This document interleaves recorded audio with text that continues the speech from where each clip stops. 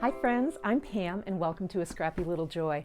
Today we are here with our block 17 for our Weekly Whim project. And if you are new here and you are unfamiliar with what we do here, we are just a little space where we sew together in particular our Weekly Whim block, which is every Wednesday, and we are putting together a quilt project one block at a time. In other words, we're not starting with a whole pattern, we're going block at a time, different size blocks, and how these blocks are going to come together in a very, very unique way. We also share other tutorials, other fun little inspirational stuff, and just take a settled down approach to growing as quilters and sewists in a space that doesn't feel rushed. And that's at least the effort that I go for every day that I am here with all of you. So if that's something that jives with your vibe, I would love it if you would follow along by subscribing, sharing, liking, whatever, so that we can continue to bring this same type of content here at our channel. Okay, so today, friends, I've got so much on my table here. I'm going to set this aside and then we'll talk about our block 17. We are at block 17, friends. It's called a quiet center, right? Simple-ish block. I have, and here is my box for those that are new. I keep all of my fabrics in one box that I am adding into my project, and I try to also then just pull different fabrics out that I've used in the past for some of our blocks.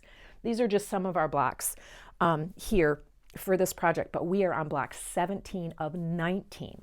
Here are my fabrics for today, or my choice. And you see I've brought in some new fabrics here, and this is an existing fabric. I'm not sure if I have a block here with it. Oh yes, over here.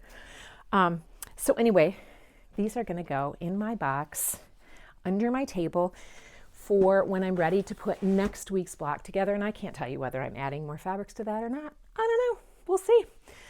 It's just a matter of how much variation variety you want in your quilt project. So again, here's our block. And here, if you are new, down below in the description section of this video is where you will always find our cutting instructions. And that takes you to a link that takes you to my blog, Pam Selkirk Designs, where you can find the cutting instructions for all of our Weekly Whim blocks. And remember, if you're looking for more Weekly Whim blocks, you can find those right above in the playlists under the Weekly Whim project. And then you can sew along and catch up with us if you like, if you're new, if you want to sew along with a friend, that's always fun as well. So anyway, we always put those right here.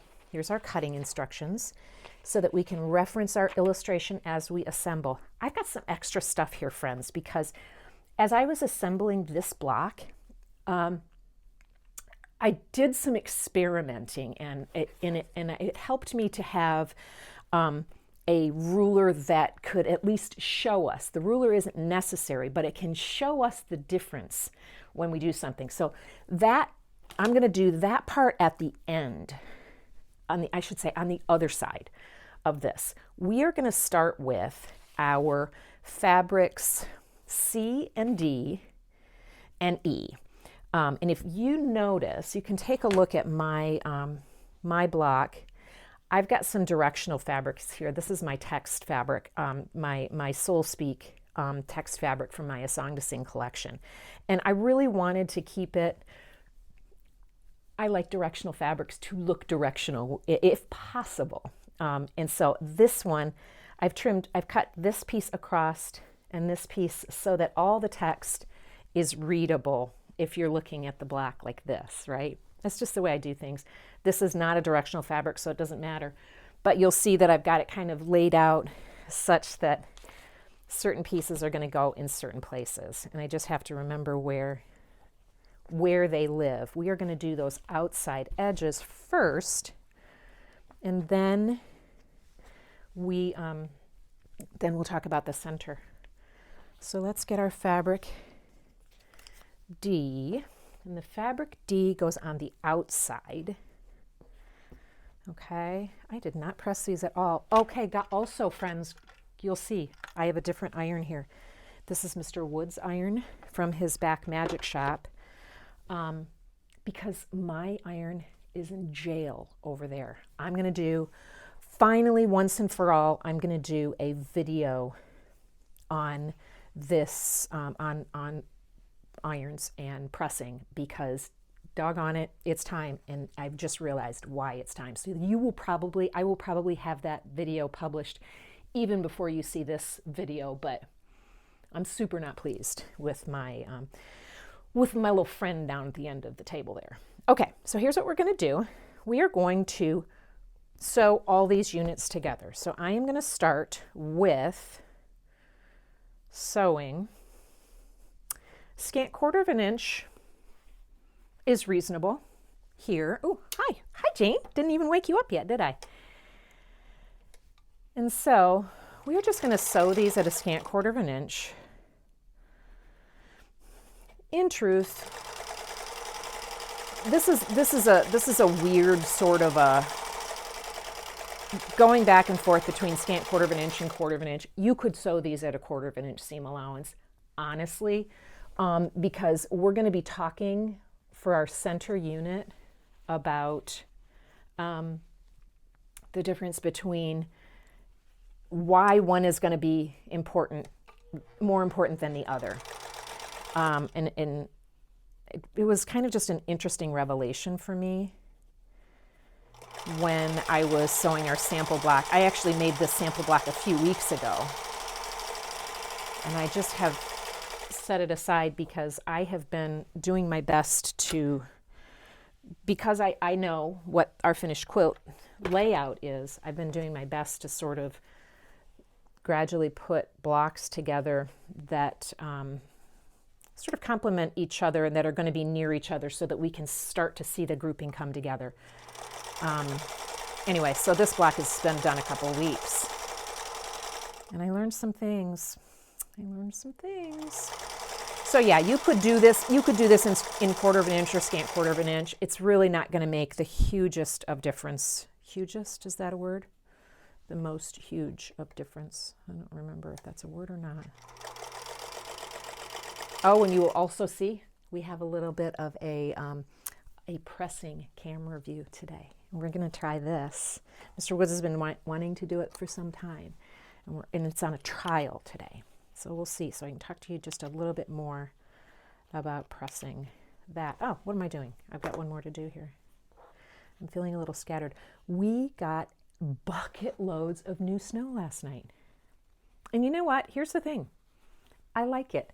Our daughter is here from England, and she tells me something interesting. She said, you know, the thing about England, she loves it there, but in the wintertime, it is gloomier, so a little bit darker, right? Often rainy or drizzly, from what I understand, and there's not generally snow. So she said, you know, I feel like if it's winter, I'm so used to there being snow. So if it's going to be chilly, there should be snow. So I love that idea. So we have more beautiful snow, and that is not something I'm complaining about. I like it. It makes my morning walk trudgy, right? Okay, so let me check and see how I pressed these. What I want to do, oh, you know what I did? I pressed these friends open, and we can simply open our pieces, and we can lay that seam on the back. And do you see, if I just pull this like this, it's easier for me to get my finger in between there.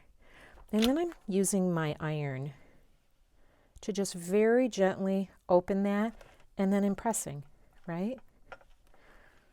There we go. Are you, wake up. This one seems to fall asleep a little bit sooner than the other one, than the one that's in jail.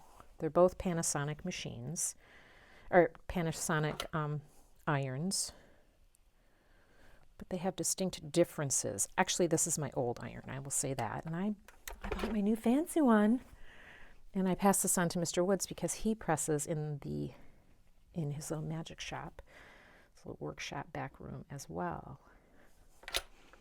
So I will share that video with you. I will work that out next. Okay, one more. And the reason that we are pressing these open is because these seam allowances are not going to go up against any other seam in which they will need to nest.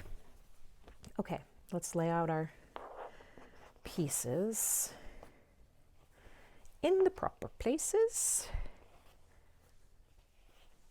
There. Okay, so now what we'll do, let's go ahead and get our fabric E squares. Do we need to do that first? Yeah, we can. Let's just do that. Let's get our fabric E squares. And what I want to do is I want to sew them to the top and the bottom, okay, on each side. So what I can do here is just scant quarter of an inch. I mean, I know I'm always saying scant quarter of an inch because every seam makes a difference. This is one of those blocks, however, that because the pieces are so large and there aren't so many, you could do just a regular quarter of an inch seam allowance here because, and see how I just did that, friends? It was a little bit off, and I can just give it a little tug. And that stretches it just enough. So what I really want is for this to be together. And just gentle little nuances that help our blocks go together just a little bit better. Okay, I'll just take you out of there, and I will make sure I lay this back out so I know exactly where that is. And we'll stitch these ends together.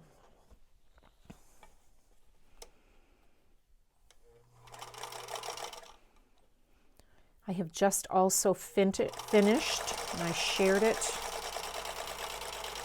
for you. It'll be a couple of days ago, my Patchwork Palooza project, which is a quilt where I got my feet wet with tutorials or sew along type of a thing with a group called A Block at a Time with Andover. It's a Facebook group, and it is myself and some of my fellow designers that participate and support in this sew along. Patchwork Palooza was my pattern that I shared week after week since July, and it was, again, kind of a leap of faith, and you'll see, if you haven't seen the video yet, take a look at it. It's in the playlist. It's in the shorts playlist, where you'll see my Livy. She's our girl from England, and she's helping me share my block, or share my quilt outside in our snowy backyard. Okay, so now we can press these. Let's press them toward our center. Okay, and I'm just gonna gently finger press here, and then I can bring this over and press. And that's the other beauty of having this seam pressed open. It's still pretty nice and flat here. Press. Anyway, so I got that project all finished, and I was able to share it today. But that group really gave me the bravery and the experience to say, I can do this. I've wanted to do this for such a long time, which is why you're seeing me here with my new YouTube channel. It's only a couple months old. We've only been doing this together for a couple months, if you can believe it. But here we are. And anyway, it's just been an absolutely transformative situation. And so that little project is dear to my heart, and I'm grateful to have it finished. And so many of you I know have joined me there as well. Okay, so I'm just going to put these all together on our little board. Then we're going to talk about our center unit, okay? Now, we are going to take a look at our fabric B squares. We have 2 of them, and we are going to want to cut each one on the diagonal. And you remember, I try to always, even though I could stack these, shifting does happen. So it really is wise to trim them separately, if you can think about it. I did not. You could fussy cut this fabric A unit if you wanted to. I didn't, because I really didn't have that much fabric left in that print. I wish I had put more in my box when I started, because you guys loved it, and it sold in our sweet little shop. Okay, so what we are doing now is, however we do this, you want to sew 1 triangle to each side first. Now, the way we're going to do that, my favorite way to do that, is to go ahead and bring my center square over and just press a little crease in it that way, and then also the other way. So I'll just like kind of go over here and here, right? So that I've got a little plus here. See that little plus? Now I'm going to do the same thing with my triangles, and I'm just going to fold them in half and give them a little crease. Okay, I can do that with all 4 of my fabric B triangles that we just cut. And this is what is going to make it so much clearer for us to know exactly where we want to position these triangles. So now I'm just going to take 1 from each side, and I'm going to line up right on that crease. You can pin it if you like. Wouldn't be the worst idea. I'm not going to pin, but pinning is a personal choice. It's personal preference. And so we are, okay, so are you ready? We are going to sew this with a true 1/4 inch seam allowance. And I'm going to show you why on the other end, because I've got some sample blocks here that I shared, and I'll show you with my ruler. Okay, so we're going to real quick, not real quick, we're going to just take our time, and we're going to sew to each side of this center square. Oh, you know what I did? You know what I did? I sewed it at a scant 1/4 inch. That's not what I want to do. So I am going to just gently pull this out.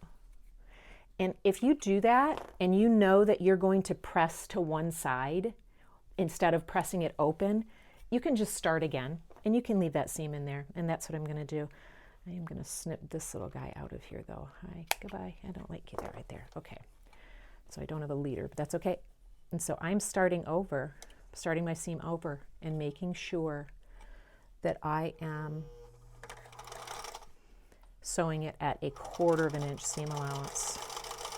And you'll see that I have a little bit of a double seam here. That's okay. I'm pressing just to one side so it won't even show. But I really, really, really want this at a full 1/4 inch seam allowance, and there's an important reason why.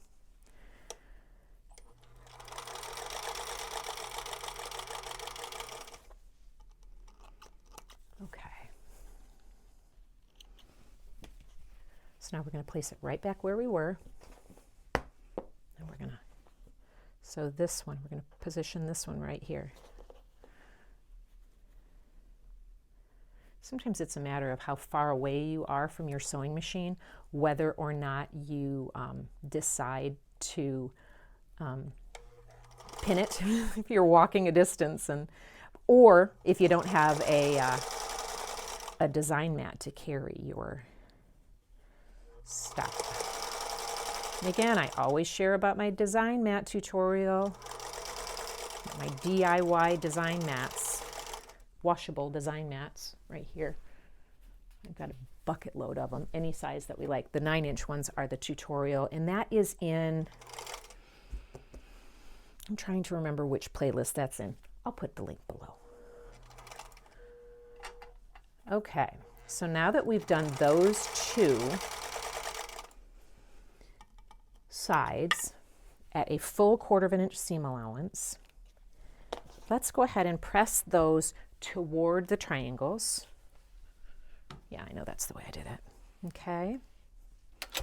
And you don't need to preserve this crease anymore on your triangle or your square, but you still want to preserve this crease right here on the other edge, or that would allow you to line up on the other edge.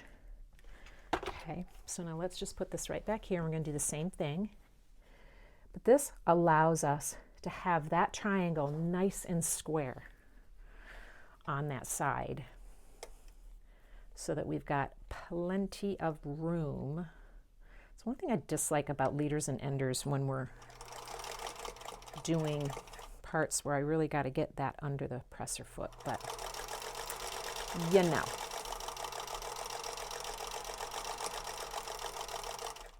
That was a leaf blowing by. I thought it was a critter. I was excited to see a little critter outside the window, but it's too chilly for critters today to be outside. Oh, guess what? Remember our friend Millie the black dog, the big, beautiful black dog? I can't remember if I've shared you on my Ponderables from the Path. I've talked to you about Millie, who likes to be outside when it's cold. She and her family were outside today, and they shared that it's Millie's birthday. She's 10 years old.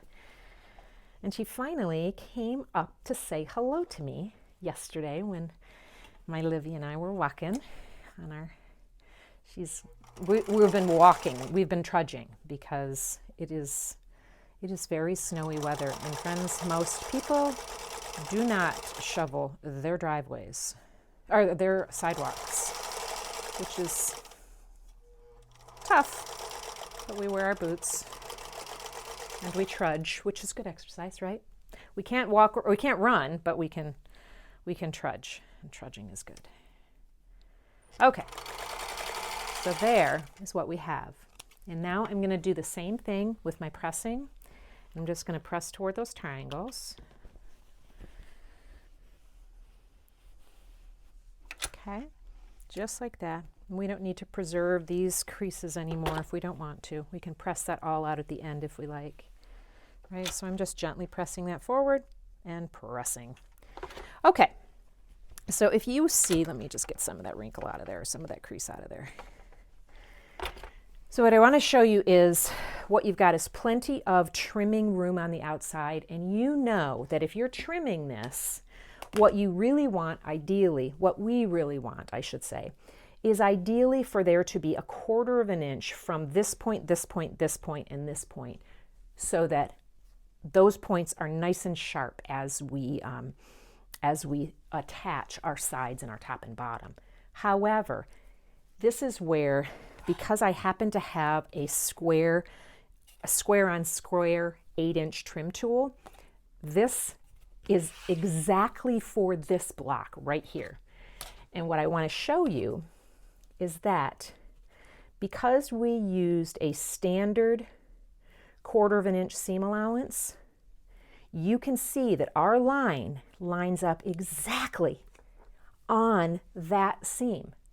But here's what happened. I used a scant 1/4 inch with this one, okay? This was my sample block. And I went, whoopsie, wait a minute.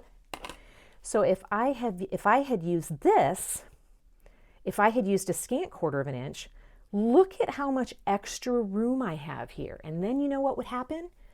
We wouldn't have points here. I would still be trimming it per se at, so that there would be a little 1/4 inch here, because I would use my normal ruler for that. But my unit wouldn't be the right size because it's not lined up. So look at how much room. See how much room there is? And then this wouldn't be quite right for our points lining up right where we want them to on those sides. So let's try this. I'm going to go ahead and use this to line up just ever so slightly in there. I'm going to move this out of my way so I can rotate.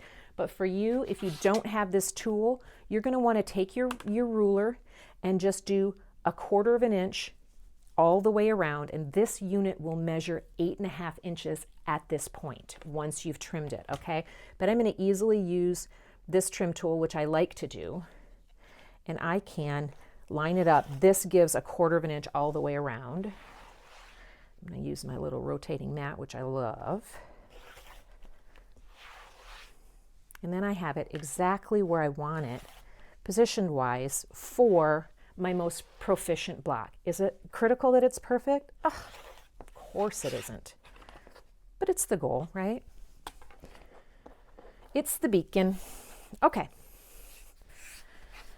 So there is, these will just be everywhere if I don't pitch them in here right now. And I don't vacuum as often as I should because it's a lot. All right, so now we are going to bring our little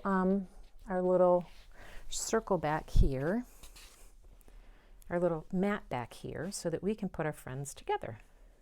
So let's go ahead and sew these sides to the center. Now, what we want to do is, let's go ahead and flip this over, but let's turn it over so that we can see that point, okay? And then when we are sewing 1/4 inch seam allowance, this is going to be 1/4 inch because remember, we've just given ourselves that full 1/4 inch that we've trimmed all the way around. So full 1/4 inch here. And then as we approach this point, we're going to make sure that these are lined up properly. Take it easy, slow down. There's no reason to rush here. And then we're going to go right across the very, very tippy-toppy of that point, or just above it, okay? Let's get this little friend, and then we will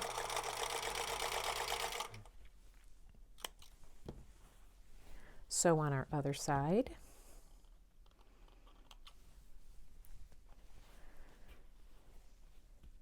Same thing, so we're going to lay this over like this, and then we're going to come on this side so that we can see that little point, and we'll just line up. You can pin it if you like. If you're most comfortable pinning, you go right ahead and pin.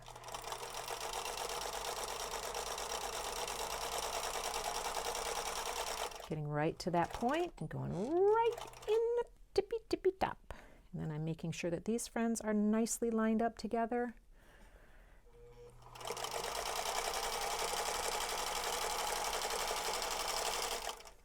Okay, get our leader, ender. Okay. So now put that like this, and these we are going to press toward the sides so that they can nest nicely here, okay? So again, I'm just doing a nice little finger press there, and I'm going to hover with my iron over and press. Same on this side. Hover and press, and you can see that my points are right there. They're lined up because I sewed on that 1/4 inch with that 1/4 inch seam allowance, full 1/4 inch. So same thing here. What you might find you want to do here is to go ahead and pin, because we do have a little bit of coming together here. So let's grab our pin, and I'm at least going to pin it right here just to keep it together. We can talk fork pins. I need to do a whole tutorial on fork pins, and I'll do that as well. But for right now, we're just making sure that these seams are nicely nested, and we're making sure that this is right here where we need it to be. And that just tacks those just a little bit. And this here, I can fudge with my nails, where I can just line it up together and make sure those points are together until I get to that pin, and that pin is my stopping point, right? And this one, if I want to just nudge this a little, I can grab a hold of this seam allowance. It's just kind of nice. Seam allowances can be our friends that way as well. Okay, once I get my needle into that spot, then I can pull that pin out just before I get to it. Because 9 times out of 10, if we sew over that pin, we're going to miss it when we sew. And it's not going to be consequential at all. But that 1 out of 10 time, when it scares us to death, when the broken needle goes flying because we forgot or we thought we would cheat the pin gods. So always, always, always take your pins out as you go. My worry always too, with Jane especially, because she's an older girl, I'm afraid something catastrophic is going to happen and I'm going to have to like take her in. And can you imagine if we didn't have Jane for our weekly whim? Ugh. Okay, so let's do the same thing on this side. Go ahead and do that, but then we'll go ahead and flip it over so that we can just get our little pins in there, make them happy. So several of you have remarked how you really are preferring to not put your blocks together until the very end. And I'm sort of heeding that just a little bit. So what will kind of happen is that we are going to lean into the new year just a little bit with the assembly of our blocks together. We'll have our last block, our last proper block finished I believe it's on the 24th of December. So if you celebrate Christmas, that will be Christmas Eve. And so we'll have a quilt block on Christmas Eve, which will be fun. And I think that will be our last proper block. But then we will, as we get into the new year, we'll just get them all put together is what we'll do. And I am just about ready to start pulling my big, remember I'll have 3 quilts. I'm just getting ready to start pulling that quilt together, and I can also sort of give you an idea of how that's going to come together as well. Okay, so what we're doing here is pressing